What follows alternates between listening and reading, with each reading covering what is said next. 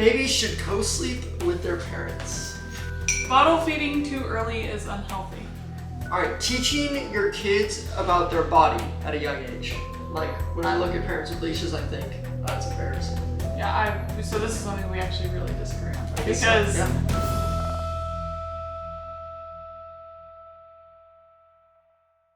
everybody is entitled to their own opinion. Agree to disagree. A very popular thing to do here on YouTube, and honestly in your own head at times, is to bring up a controversial topic, make up a question or a statement about that, and see if you agree to disagree based on what is being said. And with us becoming parents, it's important to find out where we stand with each other on some of these really controversial parenting techniques. So we put down a board with strongly agree, neutral, disagree, and strongly disagree, listed off some of the most controversial parenting techniques / styles, just to see where me and Danielle fall in this. Quick disclaimer, these are just our opinions. Please don't give us hate.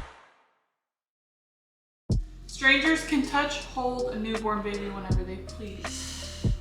Okay. 3, 2, 1. Okay. Why you say disagree and so strongly disagree? There's part of me that thinks it's like, I don't know. I'm trying to think of like levels of strangers, right? I think if it's like someone that's like kind of a stranger but not a total stranger, I would disagree. But at the same time, I feel like it is good for the baby in a way. At the same time, I don't know though, because I'm not a parent yet, so I don't totally know. That's just what I'm saying. Strongly disagree. You're just all out strongly disagree. Okay. For every reason possible. Babies should co-sleep with their parents. 3, 2, 1. Okay. Neutral. Why are you neutral on it? Because I think that if every situation is different. Okay. So I think that it just depends on the baby and the parents' wants or needs. I disagree. I don't like strongly disagree. It's like, let's say it happens every once in a while for us. Wait, hold on, I do have. It is kind of tough for me though, because I co-slept for a really, really long time.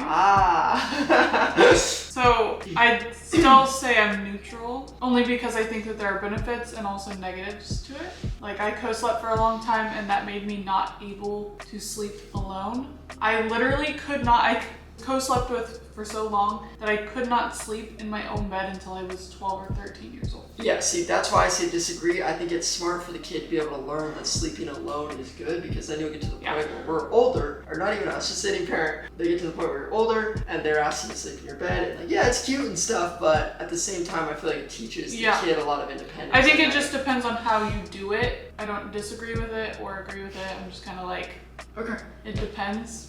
Bottle feeding too early is unhealthy. Okay. 3, 2, 1. Yeah. Yeah. We're both kind of feel the same way on this. It's like, yeah, I feel like we're gonna get attacked for this one, but our opinions. Every opinion matters, right?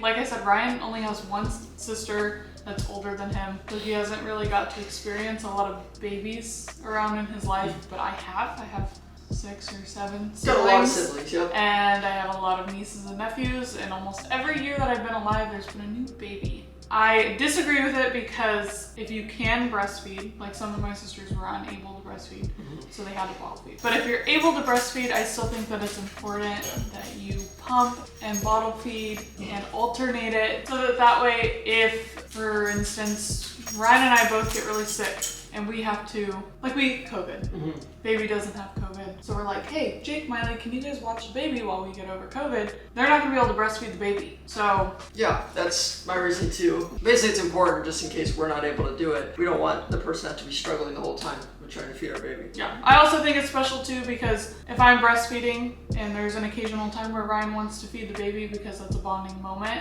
I think that it is important for him to be able to have that moment too. Which I like a lot. I think feeding the baby. Again, our opinions. Yeah. All right. Teaching your kids about their body at a young age. 3, 2, 1. Okay. I agree on it personally, because with like what we're going into and like just the world that we're in, where there's a lot of like predators out there and stuff like that. Them knowing how to be comfortable and talk about their body.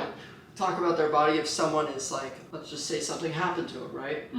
I feel like someone would need to be able to take them serious, and if they're not talking about their body in a comfortable way, I feel like it might lead them down a path where they don't get justice for what has happened. And I also think it's important just because it grows maturity. Yeah, I feel like you need to define young age. Yeah, like 4 or 5. No. Yeah, I'm kind of neutral on it just because age wasn't really defined in it, and also just the subject of learning about their body isn't really described, if that makes sense. So I don't really know what we're talking about and also what age we're talking about. Okay, that's fair. But in a general of like, I think when they're old enough to actually understand it. I think it's important. But it is hard too because younger people are doing things faster than good point. when we grew up. So Totally, good point. I mean, there's 12-year-olds out there that are already on birth control. Or they're knocked up or something already. It's wild. So Okay. I don't know. I'm just kind of neutral on it because I don't really know. Okay, natural birth, no epidural is best. Oof. 3, 2, 1. Neutral. I'm neutral again. You're smart. Not because I'm not trying to be controversial, but because I have different reasonings for both. I think it all kind of depends on your situation. Again, not everybody's pregnancies are the same. Right, that's fair. And some people don't have a choice whether they get to choose a natural birth, whether that's at a hospital or a home birth. I think if you're able to choose, I think it's entirely up to you and what you want to do. I think it'd be really cool to do a home birth, but I don't know if I'm mentally strong enough Okay, I think to do that. Okay, I might just be biased because I'm a guy here, right? So I'm thinking of like the pains of going through birth, and that's why I'm saying that epidural is the best because it puts the woman in the most comfort. But at the same time, mentally, maybe it doesn't. But there's also other things too, like water births give the same. Some people say that they get in water and they feel no pain. Can I change mine? Sure. I would also go neutral then at that point because I would say it does matter based on the woman. Depends on how they want to do it. Right. Leashes on your child is not okay. Is not okay? Okay. 3, 2, 1. 1. Wow. Okay. So I'm strongly agree because I truly think it creates like a dog-like mentality for your kid where you constantly just feel like that's the only way to make them stay. Like it's pretty messed up in my opinion. That's just my opinion. Yeah. That's all. But just because people use leashes on their kids doesn't mean that they use them every single time they go out. I know. I'm just saying. So I'm thinking there were several times when we had Harold that I remember even you saying in certain situations, I wish we had a leash. Did I say it's a joke?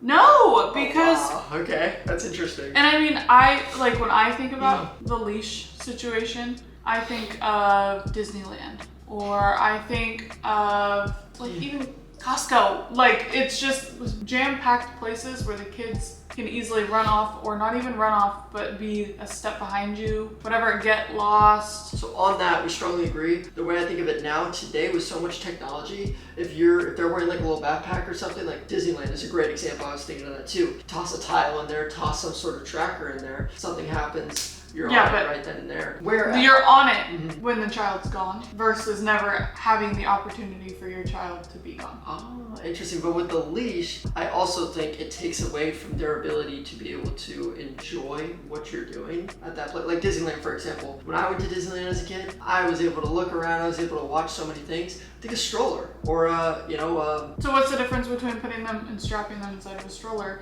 rather than letting them walk on their own 2 feet, but just being attached to a leash so that they can't get too far? Okay, I think forward? personally for me too, it might just be more of like a parenting perspective and insecurity. Like when I look at parents with leashes, I think it's embarrassing. Yeah, so this is something we actually really disagree on I guess because so, yeah. I think That's why I think this is interesting. I'm neutral on it because I don't agree that you should have them on them all the time, but I'm saying in the case that I felt like it was needed, I would rather be at a place like Disneyland or some sort of theme park and have my kid able to be walking around and seeing stuff rather than strap them in a stroller as a 3 or 4-year-old stuck in one spot. That's fair too.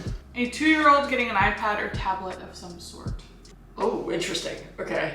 Okay, so a 2-year-old getting an iPad or tablet of some sort is good. Okay. Neutral again. Okay, so I agree.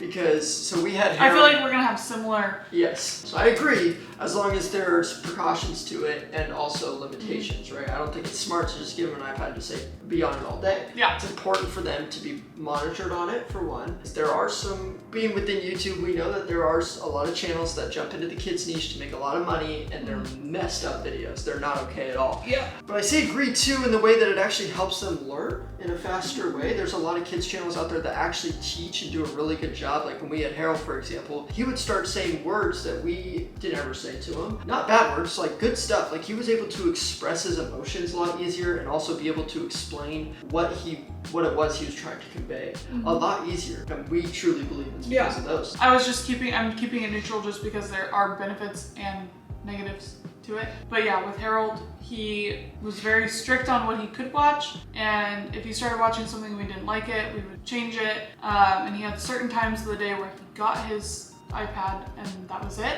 If he wasn't on it, he needed to be outside playing or doing something else. But he did learn a lot from it, and he learned songs and learned how to count more and it was awesome and stuff like that. You have to be physically, mentally, and financially prepared for a baby. Okay. 3, 2, 1. I say disagree because I think babies are one of the best blessings to anyone's life. To me personally, I don't know if every human is. You switching? Yeah, I'm switching to disagree. Okay. My reasonings: blessing to life. 2, I don't think anyone's ever prepared for a baby. There's a lot of stuff that just comes up that makes it a situation, and you might have to pick up another job to get more money. You might have to completely change yourself mentally. No, I go back to neutral. Okay. Sorry. And on the other thing as well, I personally am a huge believer in this type of thought of when something big like this happens, your mentality changes naturally because it realizes how big of a thing it is for some people. I know not everyone is like that, but I'm thinking for me personally, that's why I would say this. Okay, I'm sticking with neutral, only because there are different situations that I feel like. So I think, kind of like you said, most people are never actually ready for a baby. I don't think anybody is ever mentally ready It's all a process for a baby or whatever, unless you're trying. Now, if you're constantly trying for a baby, then I think that you do need to be financially, what is it? All the 3 things. Physically, financially, and emotionally. Yeah, I think if you're actively trying to get pregnant, then you do need to have all of those things ready. Okay, interesting. Just because if you're trying for a baby and there's no way you're going to be able to care for it, That is like why you put yourself in that situation. Yeah. Gentle parenting can lead to an entitled baby. Interesting, okay. Okay, 3, 2, 1. Alright, so I'm neutral on this. And I agree. I don't strongly agree, but I agree. Yeah, I noticed that. You don't strongly agree, you agree. I think it is interesting because that's why I'm just neutral, because there's things I agree with on it and things I disagree with on it. I think personally, I think it matters on the kid's mental state, and I know a lot of that comes from how you're raised. That stuff, I think it can be good and it can be bad. I think, okay, I got it. I think I'm mainly neutral because I think it's important to discipline your kid, but not only discipline your kid. That's where I think that gentle parenting sometimes is good. I think you should have both as parents. That's what I'm saying. Yeah. I think you should have both. And really, I should have gone to neutral, but I've been going to neutral so much I kind of just wanted to switch it up. But it's pretty much the same thing. I think having a good mix, I do think that it can enable kids to do or be certain ways. Too much gentle parenting. Yeah, but it all depends. Ryan says it depends on the kid's mental state. I think it depends on the parents and how gentle their gentle parenting is. Your kid is not your servant. 3, 2, 1. Okay. I personally don't like it when people just start to be like, oh, do this, do that. It's like, you're teaching them. Sure, that's a moment of independence and they're learning how to do something and be able to do stuff on their own. But at the same time, I've noticed that some parents will make their kid do stuff for a parent where the parent is easily capable of doing it themselves. Yeah. And it's not a teaching lesson. It's just something where it's like, I'm lazy, do this. Yeah. You know what I mean? That's why I'm struggling. I mean, it's kind of the same thing. I think kids should do stuff when they get to a certain age to learn how to take care of things. And so like that kind of stuff, if it's not a teaching lesson, then. It's apparently a pretty controversial topic. You should only let your child play with stimulating toys. I disagree don't strongly disagree, but I disagree because I think it's important for kids to play with toys that they enjoy. And sure, maybe you can raise your kid to only enjoy stimulating toys, but at the same time, I want kids to be kids and go outside and play with trucks in the dirt or water guns or... Yeah, for me it goes along the same line. It's like, strongly disagree for me because in a way I see all toys are stimulating. I mean, you're stimulating the brain, you're stimulating the mind. Like, a kid's imagination grows when they play with toys. And if they don't have a toy with faces on it or, you know, some sort of action that they can create out of it, I feel like you're actually limiting the kid in a way. Yeah, I mean... I think any kids, or any just toys... for another example, right? Harold, we're in the car with him one day, and he plays with whatever toys he wants, right? He's in the car one day, and we're passing they were doing construction in our neighborhood, building houses, and he goes, an excavator. I looked at Ryan and I said, I don't know. what the hell is an excavator? And he was like, Ryan was like, I don't remember what he said. Ryan knew what it was. I just knew it was some construction. Yeah, and I was like, what? And Harold's pointing, excavator, excavator. And I was like, wow. And he knew you could point to any kind of tractor, anything, and he would say, that's a tractor, that's a front loader, that's a skid steer, that's a dump truck, that's a water truck, that's this, that's that. And I'm like, huh? Totally. But he wouldn't know that if he was just playing stimulating toys. Right. I mean, he learned that from playing with and being around. All toys. Yeah. It's got really controversial over the last like 2 years. Really interesting to me. Kissing your kids on the lips is not okay. Kissing your own kids on the lips? Yes. Or people kissing your baby? Oh no, I see what you're saying. As parents, kissing your kids on the lips is not okay. 2-1. I see where they're coming from. So I'll just say why it's gotten out of hand. A lot of celebrities have been posting them kissing their kids on the lips, and just with how today's society is. Don't tell me they're sexualizing it. Yes. They're saying it's weird, it's gross, he's a pedophile. Like the biggest one was David Beckham. He kissed his 7-year-old on the lips in a photo and posted it. And people went crazy. People were like, he should be in jail, all this stuff. Okay. Yeah. What do I get? You know, Jack, everything comes at a cost, bud. That was like a peck. The second kiss shared by father and son prompted tweets from viewers using words like very disturbing and uncomfortably long. It's love. I think it's love. So when they get older, I think that it is weird. It becomes a certain age, but... Yeah, but not to that extent. As they're growing up, you love them. I don't think, even up to 7 years old, I don't think that's weird. I think maybe if the kid starts not wanting to do it, then that's fine. Yeah. But I think when they're older than 7, I can't really say what age I think it's weird. But maybe, above 7, 8. But then again, my mom was like that. And so your reason for disagreeing would be? Because I was more so under the impression of a newborn. Oh. Because when you say baby, it's baby, not your kid. Yeah, that's fair. So I was gonna say, the reason I see where they're coming from, is what I was starting with, was with infants, is a lot of sickness can be transferred. So there is a lot of like, when you have a baby, don't let people kiss them or anything like that, which I do agree with. But with the instance that you're saying, I think as long as the kid's comfortable with it, I mean, I think it's weird, definitely weird. I wouldn't kiss my parents on the lips now. No. Or even when I was like 16, I wouldn't do that. But as like a young kid, I simply say disagree just because I think love is love. And if your kid finds that through you. All of my sisters kiss their kids on the lips. Exactly. It's like, yes, when they get to a certain age, you do not want to do it for sure. I can see how that would be weird, but as a parent, it's love, you know? I don't know. Piercing a newborn baby's ears is okay. This is a really controversial one. It really is, and I don't understand why. 3, 2, 1.